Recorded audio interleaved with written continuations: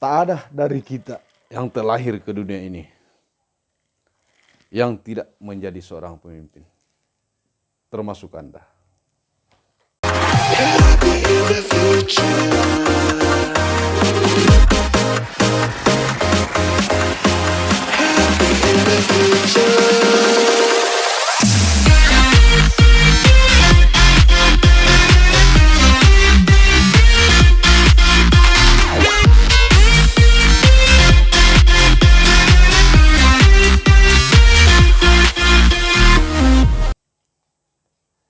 Mungkin sering kita bertanya, siapa yang patut dijadikan pemimpin? Bagaimana karakter seorang pemimpin? Bagaimana perilaku seorang pemimpin? Atau bagaimana standarisasinya seorang pemimpin? Padahal yang saya tahu dan mungkin saudara tahu bahwa tak ada satupun yang terlahir ke dunia tanpa menjadi seorang pemimpin. Entah itu mau pemimpin bagi dirinya sendiri, pemimpin bagi keluarganya, bahkan pemimpin masyarakat luas pada umumnya. Apa yang perlu kita terapkan dalam kehidupan ini untuk menjadikan sebuah motivasi bagi orang lain adalah sebuah karakter untuk menjadi seorang pemimpin. Jadi ada beberapa karakter atau ciri khas untuk menjadi seorang teladan ataukah seorang pemimpin. Karena sejatinya pemimpin adalah orang yang diikuti baik dari akhlak maupun dari sikap ataupun etika yang baik. Itulah sejatinya seorang pemimpin.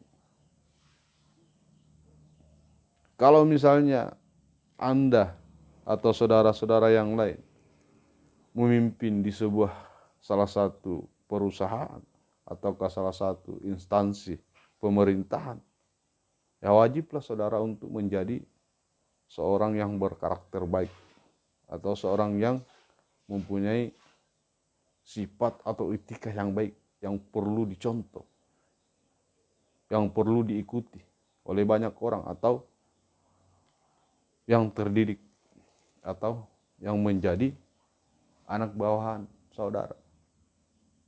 Ataukah Anda seorang kepala rumah tangga yang dalam hal ini menjadi pemimpin di dalam rumah tangga, itu sangat wajib dan wajar untuk menjadi etika yang bagus, untuk dijadikan pedoman bagi keluarga Anda sendiri. Jadi itu sejatinya seorang pemimpin. Namun dalam hal ini kita akan membahas ada beberapa poin untuk menjadi seorang pemimpin yang baik, untuk menjadi karakter yang baik. Bukan seorang pemimpin yang seringkali kita lihat di sekitaran kita sering mengintimidasi seseorang, sering membunuh karakter orang. Terkadang kita lihat di sekitar kita ada juga ternyata pemimpin yang seperti itu. Oke. Terkait masalah kepemimpinan, ada beberapa poin atau ciri khas yang perlu saya jabarkan di sini untuk menjadi seorang figur yang baik. Yang pertama adalah kemampuan menganalisis. Jadi dalam hal ini seorang pemimpin yang cerdas, seorang pemimpin yang kuat harus mempunyai analisis yang tinggi. Apa yang dimaksud analisis? Adalah bagaimana cara kita menangkap sesuatu dalam pikiran untuk keberlangsungan sebuah tindakan nantinya. Taruhlah misalnya seorang atau Anda atau saudara sekarang menjadi pemimpin salah satu perusahaan atau instansi. Yang paling tidak harus bisa memberikan suatu gambaran kepada karyawan kah atau masyarakat Anda kah, untuk bagaimana memotivasi atau memajukan pikiran saudara untuk mengembangkan sebuah karya. Jadi kemampuan menganalisis itu adalah cara berpikir seorang pemimpin berorientasi pada segala sesuatu permasalahan. Jadi itu. Jadi tidak dipungkiri bahwa baik itu pemimpin dalam rumah tangga, pemimpin dalam suatu lingkup komunitas ataukah kelompok tertentu, sesuatu hal pasti akan dihadapkan pada segala fenomena atau segala berbagai macam yang akan berlaku pada kelompok itu sendiri nantinya.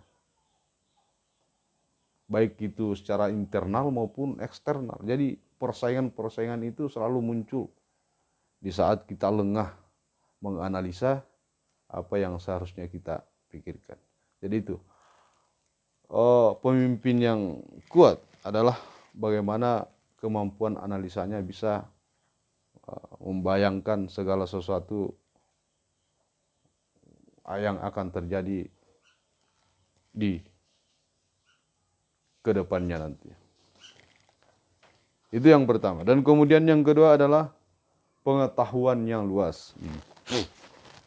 Di sini Anda atau saudara untuk menjadi seorang pemimpin harus berwawasan tinggi dan punya ilmu yang lebih daripada orang yang saudara pimpin nantinya. Jadi kalau misalnya wawasan saudara luas atau pengetahuan Anda luas, otomatis untuk mengkomunikasikan atau membahasakan segala sesuatu itu gampang dan mudah kepada orang yang menjadi bawahan saudara. Jadi saling tarik-menarik antara mempunyai kekuatan ilmu dan analisa yang tinggi, ditopang oleh ilmu, kemudian menganalisa segala sesuatu yang akan terjadi nantinya, baik itu dalam hal produksi maupun dalam hal tindakan atau kebijakan. Jadi itu wajib saudara untuk mempunyai wawasan yang tinggi. Bukan berarti wawasan atau kemampuan saudara entah itu melalui skill atau pemikiran, itu adalah salah satu karakter yang bisa membawahi seorang atau membawahi orang-orang tertentu pada diri Anda. Jadi kalau misalnya saudara seorang pemimpin yang sejati, harus punya wawasan yang luas untuk mengimplementasikan segala bentuk atau tindakan-tindakan kepada anak buah Anda sendiri atau karyawan Anda sendiri. Itu yang kedua. Dan yang ketiga adalah keteladanan. Wah, di sini kita dituntut harus bersikap yang lebih objektif, yang lebih transparan, yang lebih akuntabel. Ini keteladanan harus seharusnya menjadi prioritas utama untuk menjadi seorang pemimpin, karena sejatinya itu pemimpin adalah orang di atas tingkat daripada orang yang dipimpin. Taruhlah kalau misalnya saya selaku pemimpin harus saya memperlihatkan etika yang baik atau perkataan yang baik atau tindakan yang baik kepada orang yang saya pimpin, agar kelak nantinya bisa menjadi motivasi atau menjadi inspirasi bagi mereka. Jadi saya kira hal ini, keteladanan dalam hal ini adalah yang paling terpenting di antara beberapa poin tadi yang saya sudah sebutkan. Teladan dalam mengambil sikap, teladan dalam mengambil tindakan, itu adalah karakter seorang pemimpin yang hebat. Memperlihatkan tingkah laku, memperlihatkan pergaulan memperlihatkan sifat-sifat yang perlu ditiru oleh orang lain. Karena pada hakikatnya ya pemimpin memang harus seperti itu. Menjadi teladan bagi orang lain. Itu. Jadi kalau saudara misalnya ingin memimpin, entah itu dalam rumah tangga ataupun dalam kelompok tertentu, ya paling tidak harus mempunyai sikap teladan terhadap anak bawahan saudara nantinya. Jadi itu poin yang ketiga. Kemudian poin yang keempat ataupun yang terakhir adalah menjadi berani dan tegas. Wow. Luar biasa ini.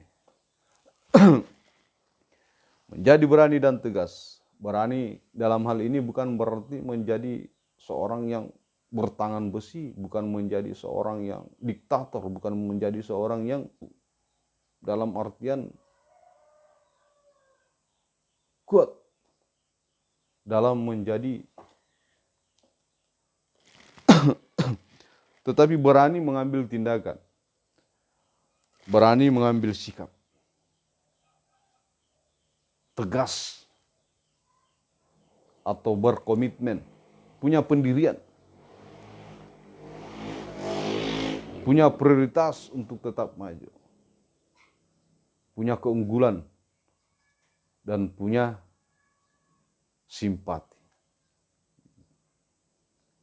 Ini arti daripada keberanian dan ketegasan. Berani mengambil tindakan, walaupun sebenarnya itu sebuah risiko besar, tapi sejatinya seorang pemimpin yang kuat, selagi itu merupakan keharusan wajib untuk mengambil tindakan. Tegas dalam memberikan kebijakan ataupun tegas dalam mengomandoi anak didik saudara ataupun karyawan dan orang-orang yang Anda pimpin. Tidak sering kita jumpai di setiap perkumpulan atau komunitas banyak hal yang bertolak belakang di antara sesama anggota. Dalam untuk melengkapi hal itu ya pemimpinnya harus punya ketegasan dalam membenarkan yang benar dan menyalahkan yang salah. Jadi sejatinya seorang pemimpin paling tidak mempunyai 4 karakter tadi atau 4 poin. Yang pertama adalah analisa tinggi, kemudian wawasan yang luas, kemudian menjadi teladan, dan yang terakhir adalah tegas dan berani dalam mengambil keputusan atau sikap. Jadi itu mungkin ciri-ciri atau karakter yang seharusnya dimiliki seorang pemimpin. Bagaimana dengan Anda? Apakah hari ini sudah bisa menjadi pemimpin? Mungkin hari ini Anda sudah layak disebut sebagai seorang pemimpin.